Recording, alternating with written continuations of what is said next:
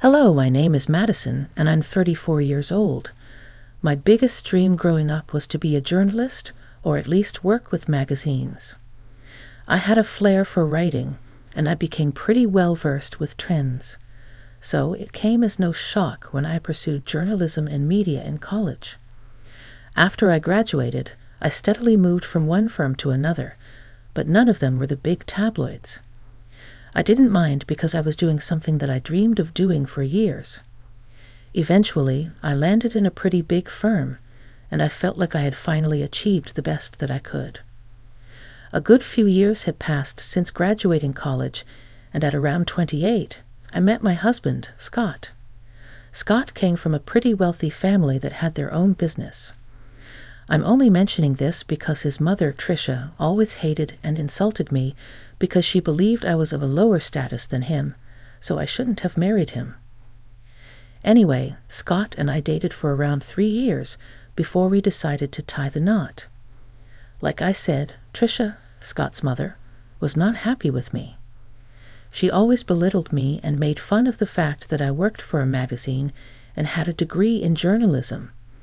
I was pretty hurt and upset at first, because that is no way to treat anyone. But for some reason, Trisha thought it was okay to do that to me. Scott always stood up for me against his mother, and his father, Fred, also stood up for me whenever he was around to hear the things that Trisha said.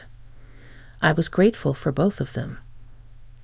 But as the months wore on, I began to get used to Trisha's insults.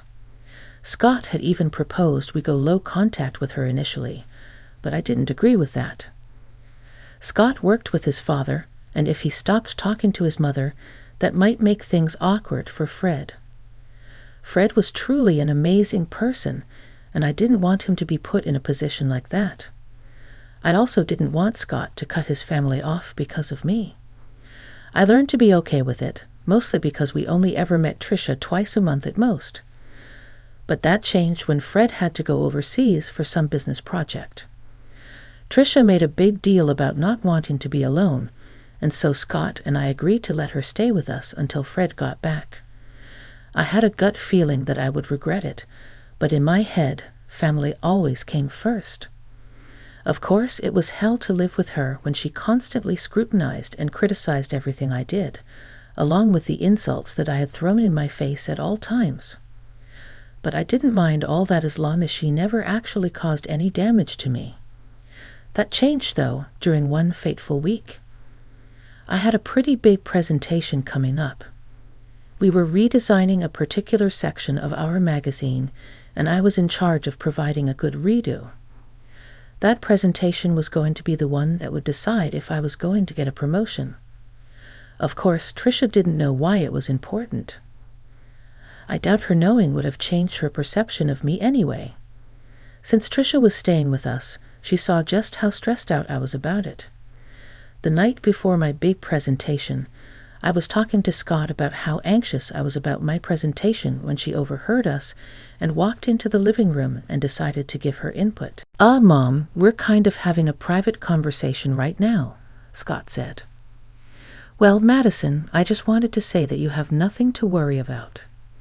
You most definitely do not have the skill set for anything, so you will most probably do bad tomorrow," Trisha remarked. "Excuse me," I interjected. "Look, just treat it as an opportunity to just stop working and become a housewife. At least that way you'll be deserving of my son. I can't believe he actually married a journalist," Trisha continued. "Mom, you are severely overstepping boundaries right now. Get out," Scott demanded. "You know what? I have no time for your nonsense, Trisha." "I have bigger things to worry about than your opinion of me and my relationship with your son," I retorted. "How dare you speak to me that way?" Trisha snapped. "Oh, so it's okay for you to speak to me that way, but not the other way around? Scott, say something. Your wife is back talking to your mother," Trisha accused. "She's simply standing up for herself. I see nothing wrong with it. You brainwashed him. Look at how you can so easily turn your back on family. Madison will regret this," Scott defended. I was fuming at the audacity that Trisha had to just barge into Scott and my conversation and insult me so blatantly. Scott obviously tried to apologize for his mother's behavior, but I stopped him before he could. He was not responsible for his mother's hurtful behavior. We decided to call it a night after that and went to sleep. I was way too focused on everything else going on to even think about Trisha's threat towards me. I figured that her threat only meant her tormenting more, which honestly I didn't care about at that moment. That was a battle to fight after my presentation. The next day, I rushed into work with my laptop in hand. When I opened it, I immediately realized that something was wrong. All of the files that had been there on my desktop were missing. A quick look through my laptop made me realize that it had been reformatted. I obviously began panicking. I had emailed the presentation to myself, so I tried to calm down with that thought. I logged into my email account only to see all, and I mean all, my emails deleted. Even the trash was emptied. I felt my heart sink, and tears sprang to my eyes. I felt fear like no other in that moment. I had to go up to my boss and explain my predicament to him, and he was not happy with me. I had to listen to him yell at me for a good while before I was told to not bother with the presentation because he had already had someone else handle it in case. I messed up. I knew at that moment that any opportunity for me to grow in that company had been squashed. I couldn't believe that that was what my life had come to. I rushed back home in tears. Scott hadn't left for work yet, but on seeing my state, he took the day off. He wrapped his arms around me and let me cry for a while. When I calmed down a little, he asked me what happened. "What happened, darling? Did the presentation go that bad?" he inquired. "There was no presentation to begin with. At least not one that I gave," I replied. "Huh? What do you mean? You worked so hard on that. You barely slept those past few days because you were preparing so hard for it," Scott said, puzzled. "I know. But when I got there, I opened my laptop only to see that the entire thing had gotten reformatted," I explained. "What? How did that happen?" Scott asked, shocked. "I have no idea. It was so embarrassing and humiliating to have to explain that to my boss," I sighed. "Oh my God, I'm so sorry that this happened to you. What did your boss say?" Scott asked, concern evident in his voice. "Well, he yelled at me a bunch for being unprofessional and lazy. He had someone else take care of the presentation. But you still have your job, right?" I replied. "I do, but I'm going to be stuck in this position at this company. There's no way I can earn any promotions or climb the ladder.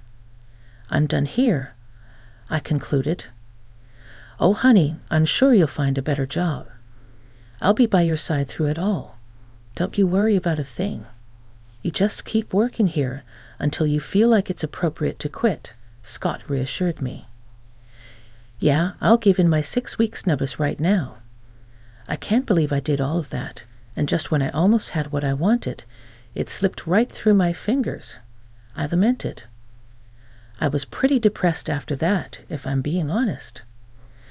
I take pride in my ability to deliver good results on all my projects, and to have something this jarring happen to me was traumatic, to say the least. I wasn't handed any more big projects or even good projects at work. I had held back giving in my notice, but after another week of working there, I knew that my time was actually done. I handed in my notice and just waited until my time there was done. In all of this, Trish seemed to be oddly gleeful.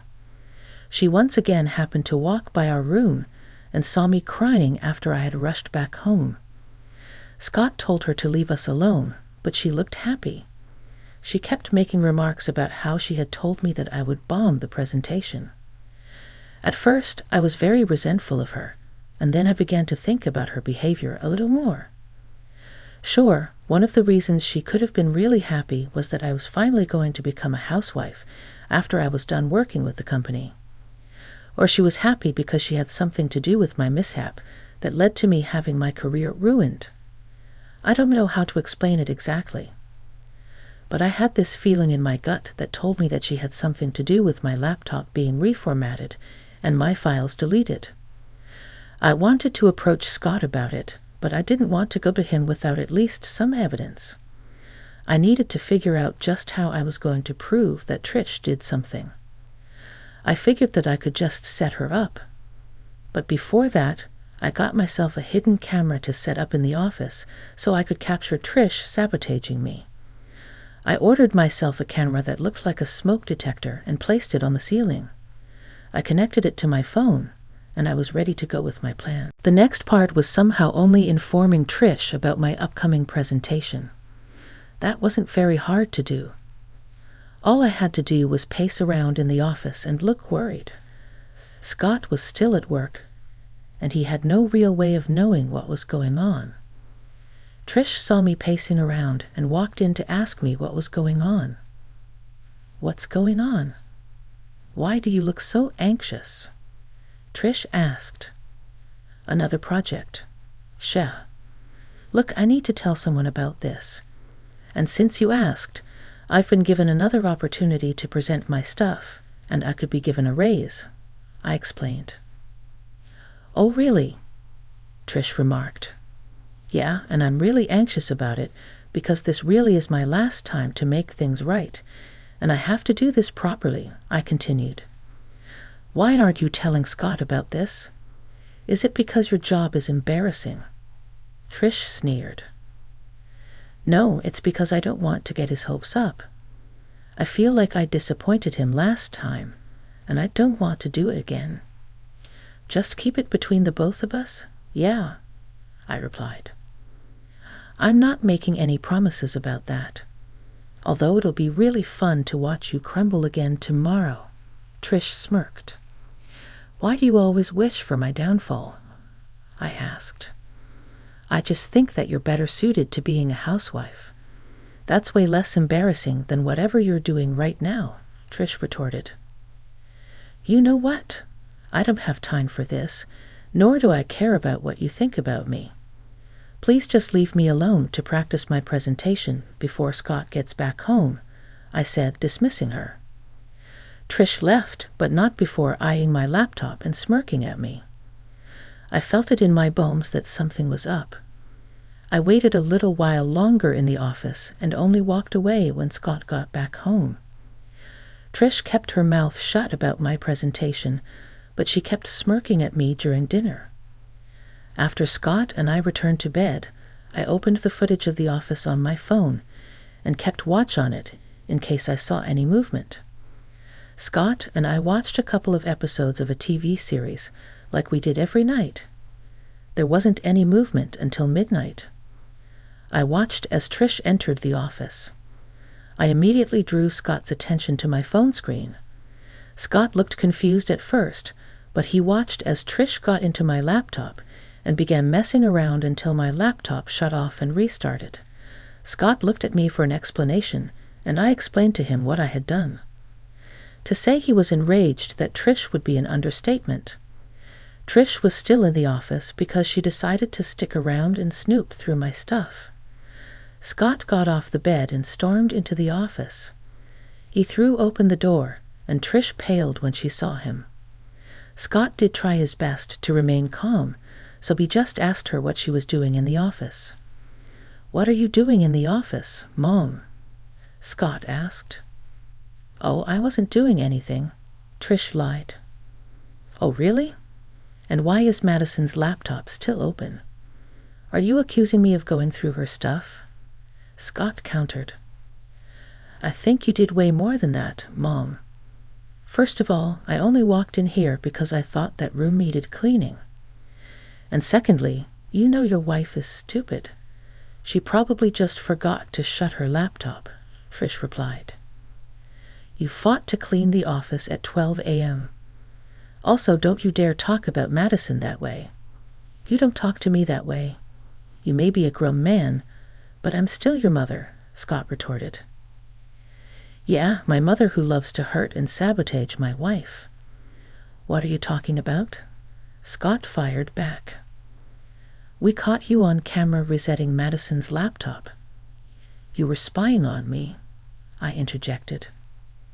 "No, we just thought that we should take extra cautionary measures to make sure that what happened with Madison never happened again," Scott explained.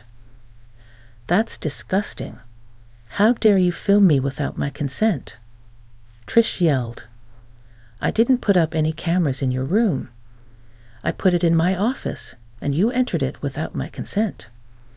Also, even if it was disgusting, it's nowhere near as disgusting as what you did to Madison. I want you out of our house first thing in the morning," Scott demanded. "But I'll be all alone," Trish pleaded. "I don't care. I don't want to talk to you," Scott replied firmly.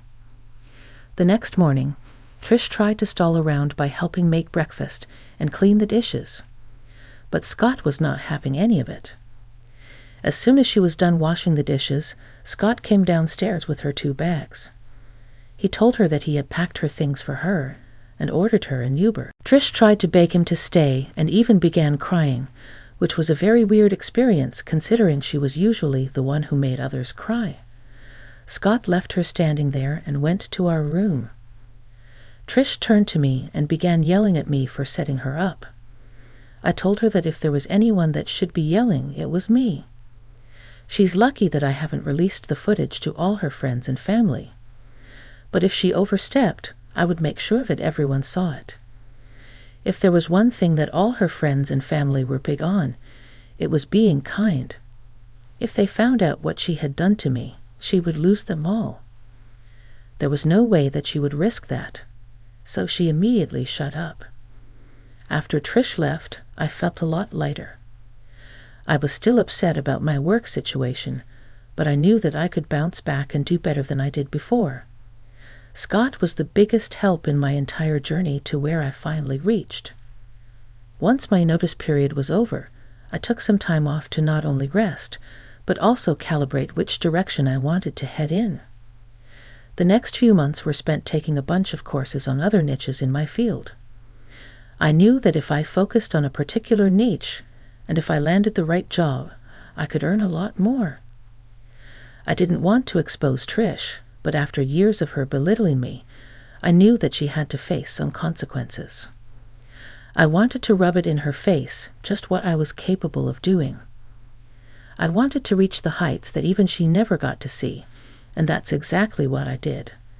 Steve helped put in a good word for me in multiple places. The best thing that came out of being rich was the sheer number of connections that one has at their disposal. Thanks to my experience and all the help that Scott gave me, I managed to land a position of chief editor in a very, very big men's magazine. I'm talking about a worldwide big-name magazine.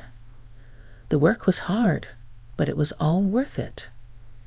Somewhere in my journey to becoming the chief editor, I forgot how I wanted to show Trisha what I was capable of.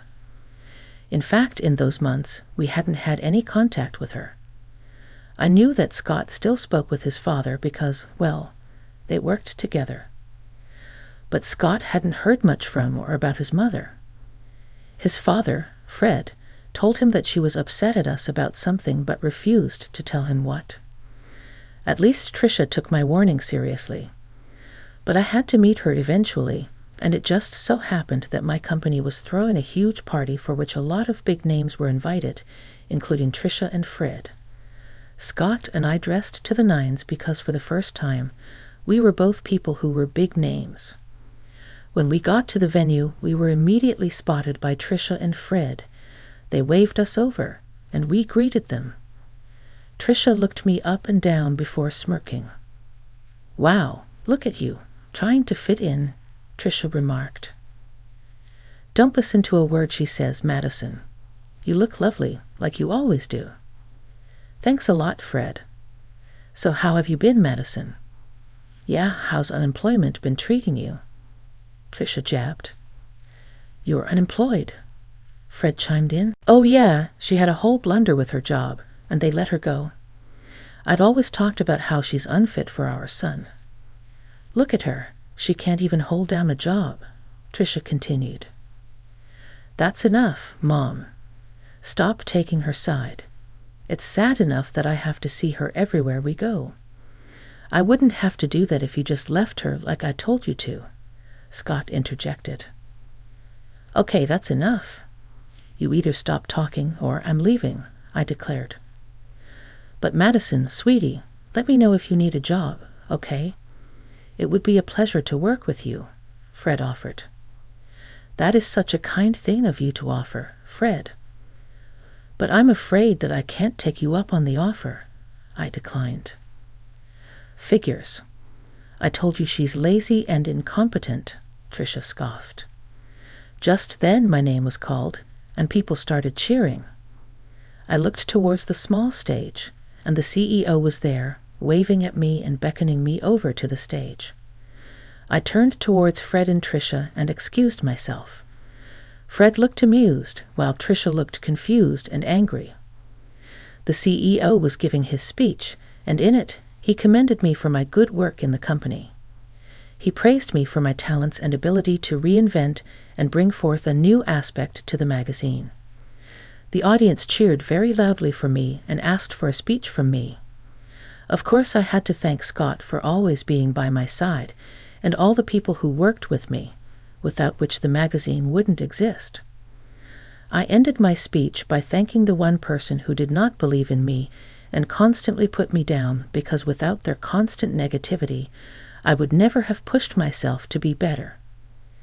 When I walked off stage, everyone stopped me to talk to me, and I also got asked a lot of questions about who the unnamed hater was, but I kept that to myself. I made my way over to the table at which Fred, Trisha, and Scott were seated. Scott gave me the tightest hug and congratulated me, and Fred got up to hug me too. Trisha looked at me with anger. Oh, Madison, sweetie, this is amazing. I definitely see why you wouldn't want to come to work with us. Thanks, Fred. Although I will admit that if you had sprung that offer around 6 months ago, I would have taken it, I responded. You should have taken Fred up on his offer. At least then you'd get paid more, Trisha sneered. Paid more? Honey, I could never do that. Right, she's not worth all that money, I replied. No, I don't mean that. I mean that I could never match what she gets paid right now, Fred explained.